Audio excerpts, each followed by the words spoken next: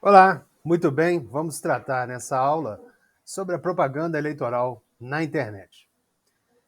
Desde o primeiro dia da campanha eleitoral, ou seja, desde o dia 16 de agosto de 2024 até a véspera das eleições, a propaganda pode ser utilizada na internet. Eu digo até a véspera, a propaganda não impulsionada. Por quê?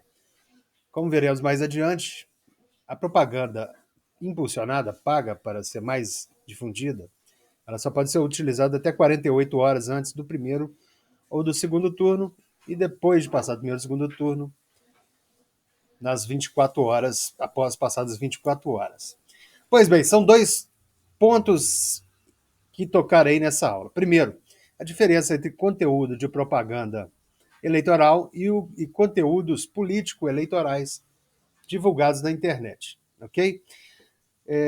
O TSE fez uma distinção entre os conteúdos políticos eleitorais e a propaganda eleitoral propriamente dita, de forma inovadora na atualização da norma sobre propaganda eleitoral desse ano. Bom, vamos explicar a diferença. Conteúdo político eleitoral.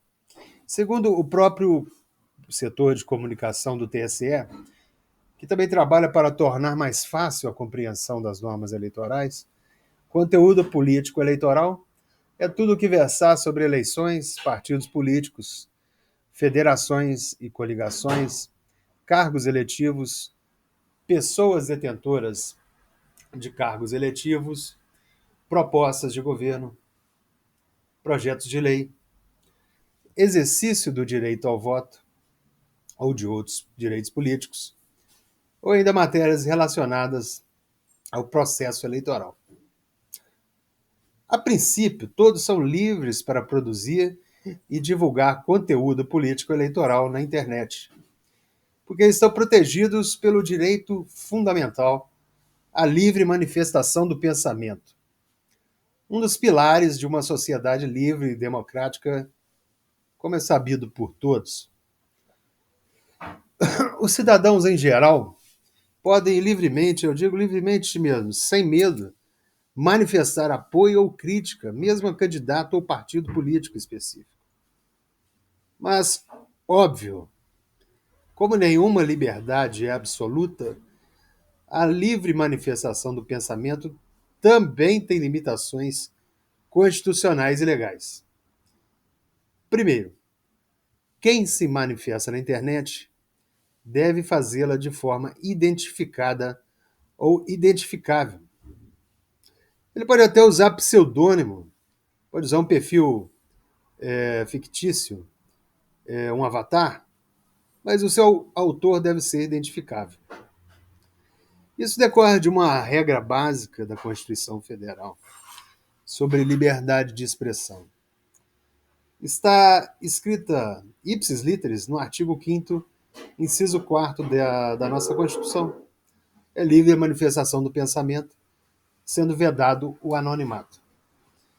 Por isso, a norma própria do TSE sobre propaganda eleitoral e manifestação do pensamento exige a identificação ou a possibilidade de identificação de quem se manifesta sobre temas políticos eleitorais na internet. Em outras palavras, sobre quem quer discutir na internet, política. Quem quer discutir política na internet. Especialmente durante as eleições. Né? Todo mundo já entrou algum dia numa rede social e emitiu suas opiniões, forneceu informações sobre algum problema político-social do país, sobre uma figura pública em particular, sobre um partido em particular. Ninguém é proibido de fazer isso mesmo dentro do período eleitoral. Ok? E eu sei que o abuso que se tem feito da liberdade de expressão e a repressão que se tem feito desse abuso tem tornado cada vez mais temerosa a fala sobre política na internet. Mas, se estamos numa democracia, ninguém tem que se sentir atemorizado por isso, as pessoas não podem desistir de se manifestar. E eu espero que abuso e repressão não levem as pessoas a se calarem quando querem falar, quando querem criticar o governo, quando querem criticar a oposição, quando querem criticar o presidente da República da hora, o governador, um projeto de lei, quando querem criticar alguma questão do processo eleitoral. Se alguém tiver, inclusive, alguma sugestão para melhorar o sistema eletrônico de votação, ele tem que estar livre para isso. Desde que não divulguem verdades, porque tudo o que foi feito para tentar desacreditar,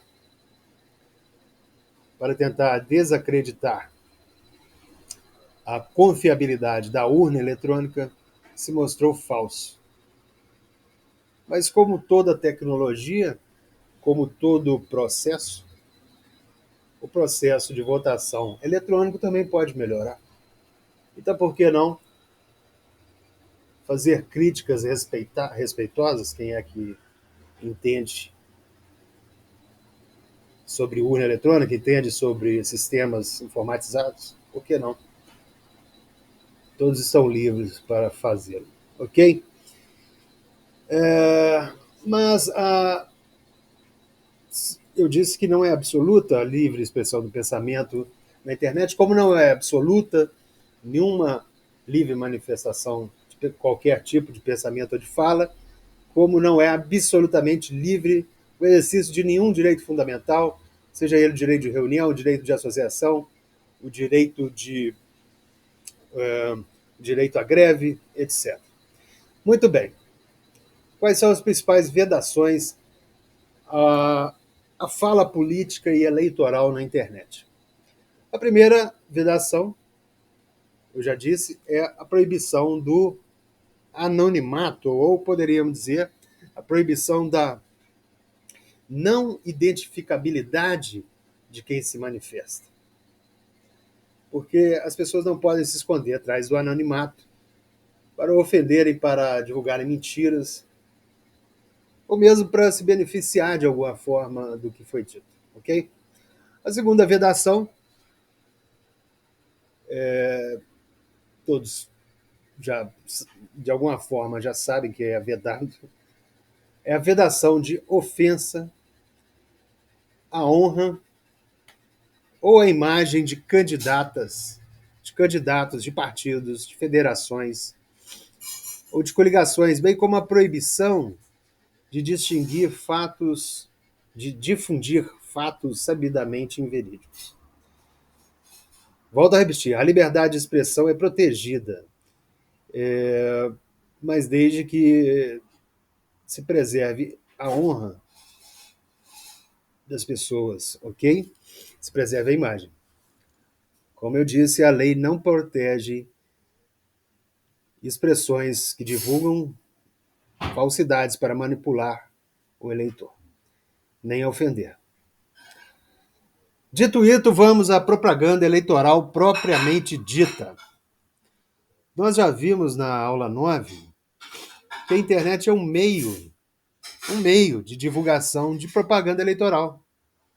Assim como a rua é um meio, assim como a imprensa escrita é um meio, assim como rádio e televisão são meios. Pela internet podem transitar várias formas ou espécies de propaganda eleitoral. Elas podem vir como áudio simples, como vídeo, como imagem estática. Ela pode estar em páginas próprias da internet, em perfis criados em redes sociais, em aplicativos de mensagem. Como eu já disse nas videoaulas anteriores sobre propaganda eleitoral, o meio de divulgação internet é o mais regulamentado. E é assim por uma razão muito simples. Nos últimos anos, a internet é o meio, a ambiência, o meio ambiente, onde a propaganda eleitoral se tornou mais problemática. Muito bem, tornemos a distinção, mais uma vez, entre conteúdo político eleitoral e propaganda eleitoral. O conteúdo da propaganda eleitoral, seja na internet, seja em qualquer outro meio, tem um objetivo muito específico, muito distinto, muito claro. Conseguir votos para partidos e candidatos, nada mais do que isso. Todas as peças de propaganda eleitoral têm esse fim muito bem delineado. E elas estão inseridas numa estratégia de campanha eleitoral maior, que nos casos das campanhas profissionais, são projetadas, essas estratégias são projetadas por profissionais do marketing, profissionais da propaganda, né? Publicitários. Já a divulgação de conteúdo político eleitoral não precisa ter esse fim específico. Ela não necessariamente está querendo ajudar eleitoralmente, ajudar um partido ou candidato a obter votos. Bom, vamos ao segundo ponto que é importante falar sobre propaganda na internet.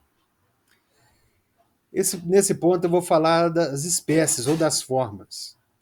Como toda propaganda eleitoral divulgada por outros meios, existem as formas permitidas e as formas proibidas. Vamos às formas proibidas que estão catalogadas na lei e nas resoluções do TSE. A norma base do TSE fala em sítio ou site na internet. Essa é a primeira forma. Aqui nós estamos falando de página, de landing page, como costuma dizer o pessoal do marketing digital, ou homepage, como se dizia há muito tempo atrás. O endereço dessas páginas ele deve ser comunicado à Justiça Eleitoral e elas devem estar ancoradas em provedores nacionais de internet. Muito importante são essas duas regras. Comunicação, Justiça Eleitoral, provedor brasileiro. Segunda forma, mensagens instantâneas.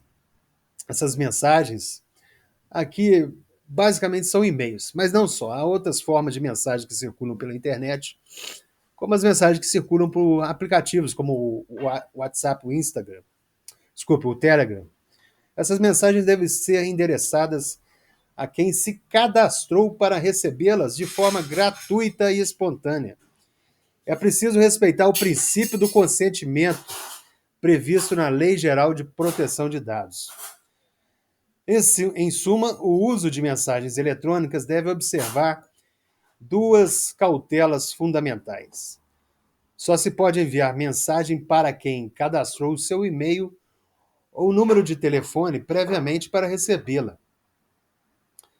E não se pode, de forma alguma, adquirir, comprar ou vender listas de e-mails ou de telefones. Terceira forma, blogs, perfis em redes sociais. Aqui nós estamos falando de Facebook, Instagram, etc.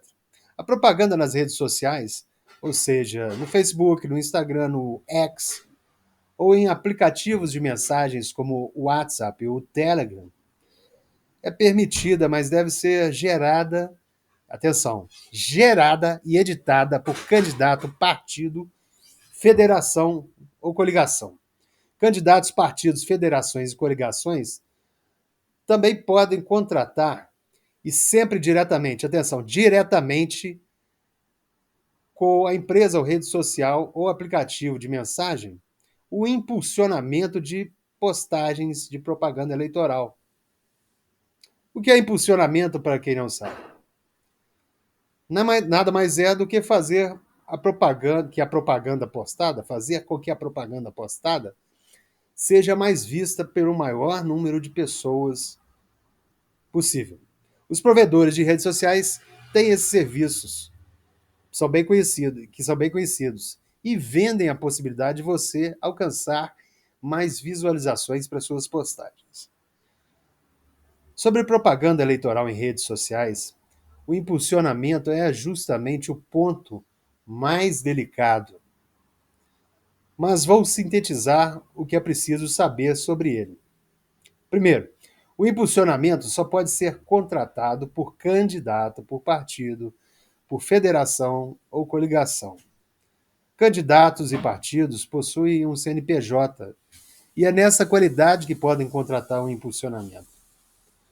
Outras pessoas jurídicas, outros CNPJ, que não de candidatos e partidos, não pode contratar de maneira nenhuma a propaganda eleitoral.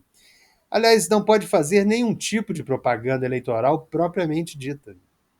Já as pessoas naturais, as pessoas físicas, e aqui eu falo de quaisquer cidadãos que queiram ou possuam perfis em redes sociais ou aplicativos de mensagem e que queiram se manifestar politicamente na internet durante o período da campanha eleitoral, sim, essas pessoas podem fazer essa manifestação graças ao direito à livre manifestação do pensamento, como dissemos. Mas não podem, em hipótese alguma, incidir nas seguintes condutas. Anote aí. 1. Não podem contratar impulsionamento. 2. Não podem fazer disparo em massa. 3. Não podem ser pagas para que seus perfis sejam usados em benefício de campanhas eleitorais ou candidatos e partidos. É preciso muita atenção aqui. Aquela pessoa que tem um perfil com muitos seguidores, o dito influenciador ou influencer, por exemplo, ele pode se posicionar a favor ou contra um candidato. Pode, inclusive, reproduzir a propaganda do candidato. Pode ajudar a disseminá-la sozinho ou em coordenação com outros perfis. Mas não pode receber da campanha do candidato por isso, não pode receber dinheiro por isso. E não pode também gastar com a divulgação da propaganda do candidato ou partido que ele apoia. Tal como as páginas de candidatos e partidos, os endereços eletrônicos das redes sociais e de aplicativos de mensagens de candidatos também devem ser informados à Justiça Eleitoral. Caso esses endereços eletrônicos já existam antes do prazo final para o registro de candidatura, devem ser informados no ato do registro. Se forem criados depois, eles devem ser informados no prazo de 24 horas, no prazo de um dia após a criação do perfil. Ainda sobre o impulsionamento de conteúdo nas redes sociais. É preciso observar que ele abrange o chamado tráfego pago. Sim, o tráfego pago. Ou seja, a priorização paga de conteúdo, ou seja, a contratação de mecanismos nas plataformas de pesquisa que facilitem encontrar a propaganda para o candidato. Plataforma de pesquisa basicamente Google e YouTube. Para quem conhece a internet, eu falo aqui, por exemplo, do Google Ads. Mas atenção, nesse caso não se pode usar da malandragem de colocar palavras-chave com nomes ou siglas e números de outros candidatos. Eu me explico. Esse expediente pode levar quem pesquisa sobre um candidato muito conhecido a cair no anúncio de um candidato menos conhecido. E às vezes eles são adversários, o que é um contrassenso, é uma trapaça, na verdade. Destaco ainda que só é permitido o impulsionamento, só é permitido o impulsionamento de propaganda com conteúdo positivo. A propaganda negativa para prejudicar outro candidato ou partido não pode ser feita. Antes de terminar esse tópico, peço atenção para a proibição de divulgação de mensagens falsas e descontextualizadas mais uma vez. E destaco, por fim, que propaganda impulsionada deve ser devidamente identificada como caixa alta, propaganda eleitoral. E deve mencionar os dados fundamentais dos candidatos ou partidos contratantes, como CNPJ, etc. A multa prevista para a não observância das regras sobre propaganda em redes sociais e aplicativos ou sites de internet vai de 5 mil a 30 mil reais. Repito, 5 mil a 30 mil reais, ok? Esse, aliás, é o valor da multa para propaganda irregular na internet em geral. Passemos agora a formas de propaganda proibidas. 1. É proibida a propaganda paga em geral, exceto, como eu já disse, o impulsionamento de conteúdo, ok? 2. É proibida a propaganda em sites, em páginas, em perfis, em canais, em plataformas, etc., de pessoas jurídicas, públicas ou privadas, com ou sem fins lucrativos. É proibida a propaganda em sites, páginas, perfis, canais, plataformas, etc., oficiais, e ou de páginas de alguma forma vinculadas à administração pública.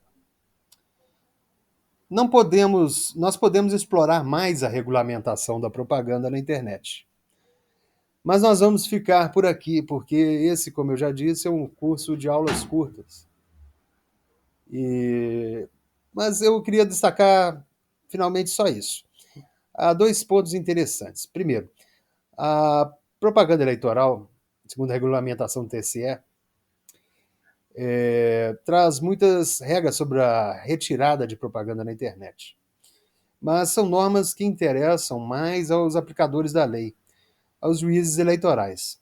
Há também na resolução própria do TSE interessantes normas sobre lives, ok? Mas as regras sobre lives não são muito diferentes das aplicáveis a outras peças publicitárias que circulam pela internet. Só é importante atentar ou ter em mente muito claro que as lives não podem ser reproduzidas em canal de televisão e rádio, a não ser no próprio horário eleitoral do candidato ou do partido. E também é importante destacar que, se houver cobertura jornalística dessa live, a emissora deve ter o cuidado de fazer isso de forma a não privilegiar um candidato ou outro, ok? Que faça para todos. Por fim, a resolução do TSE trata de normas que trata de normas de propaganda eleitoral, traz ainda muitos dispositivos que impõem deveres e concedem direitos às empresas que disponibilizam serviços de páginas na internet, perfis em redes sociais, canais, etc. Estou falando, na prática, das que todos conhecem. A Meta, que tem o Facebook, o Instagram e o WhatsApp, a empresa Alphabet, que tem o Google e o YouTube, o X, né? Todas as grandes multinacionais. Mas eu não vou entrar nessas normas porque essas multinacionais, as gigantes, têm lá seus advogados, e as suas grandes bancas de advogados para defendê-las e para bem informá-las, não é verdade? Esse canal aqui é voltado para atores que vão participar do processo eleitoral, na qualidade de candidatos, na qualidade de eleitores, como mesários, como servidores, como contadores, pessoas que não têm assim um acesso, mas vão ter que ter a um bom advogado, na verdade. Mas eu deixo a mensagem final, né? Ao direito de ser deixado em paz quanto à propaganda eleitoral indesejada na internet e de não ter seus usos ou imagem utilizados indevidamente ou de forma não consentida. Então, as plataformas são obrigadas a impedir que essa propaganda chegue até você se você não a quiser, ok? Então, eu termino aqui mais essa videoaula sobre propaganda eleitoral. Na próxima e última aula sobre propaganda eleitoral ainda, eu vou discorrer um pouco, não mais sobre formas ou meios de divulgação de propaganda eleitoral, mas sobre o conteúdo. Trocando em miúdos, vou falar sobre o que pode e o que não pode ser dito, o que não pode ir para o ar, na forma de vídeo, na forma de áudio ou na forma de imagem estática na internet ou imagem estática impressa com dizeres e fotos e desenhos e artes de toda forma, o que não pode ir, como conteúdo e o que pode ir, né? Lembrando que a regra é a livre manifestação do pensamento. Pode-se pensar que há uma regulamentação excessiva, que há uma ingerência excessiva do legislador ou do TSE regulamentando a lei, que esmiuçando a lei, explicando melhor a lei. Há essa visão de que há uma interferência excessiva e que essa interferência ela cerceia a livre divulgação de ideias, o livre debate. Mas isso não é verdade. A regulamentação não surge de forma arbitrária. A regulamentação surge porque antes surgiram conflitos, porque antes surgiram questionamentos, porque antes surgiram muitos processos em que pessoas, atores do processo eleitoral, ou mesmo eleitores, reclamaram, se sentiram prejudicados pela divulgação de propaganda eleitoral. Daí, se legislador ou judiciário não trabalham para resolver esses conflitos, eles estão sendo inertes, eles estariam sendo inertes, eles não estariam cumprindo os seus deveres constitucionais. Então, se existe a regulamentação, é porque existe a demanda por regulamentação, existe a demanda por um mínimo de ordem no discurso político eleitoral, ok? E se você conhecer bem e em mais detalhes toda a regulamentação sobre propaganda eleitoral, especificamente toda a regulamentação sobre propaganda eleitoral na internet, você verá que ela não é tão excessiva assim, ok? Ela só quer trazer a tranquilidade para uma eleição e trazer a idoneidade, a justiça eleitoral, a igualdade de oportunidades, o impedimento a que alguém use de estratégias maliciosas de propaganda, principalmente na internet, para obter a sua vantagem e para prejudicar o concorrente. É simples. E eu garanto, a legislação eleitoral e a regulamentação da lei eleitoral, elas são dinâmicas, Há quem reclame que praticamente a cada 2 anos, em véspera de eleição, se muda. Mas se muda porque se tem um aprendizado da eleição anterior. Um aprendizado de problemas novos e problemas não previstos que clamam por uma regra que organize aquele conflito, aquele problema. E essas regras são colocadas para que as pessoas possam ter a previsibilidade mínima do que acontecerá durante as eleições, para que elas possam se organizar e se planejar para ter uma campanha de sucesso.